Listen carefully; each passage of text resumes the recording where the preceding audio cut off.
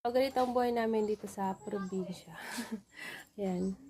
So, malapit ko nang ginagadgad ko. Ay, sorry sa mga tsinelas. Dito na ako sa lapag kasi nga mahirap sa taas.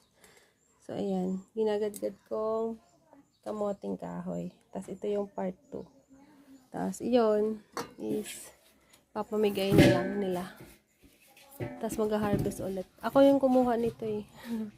Sa baba. Ganon!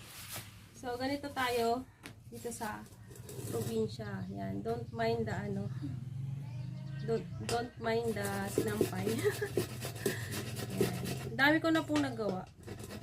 Nagawa kasi ng pichi-pichi yung kapatid ko. Yan. Sa pagkagadgad nito, ano lang, kailangan slowly but surely.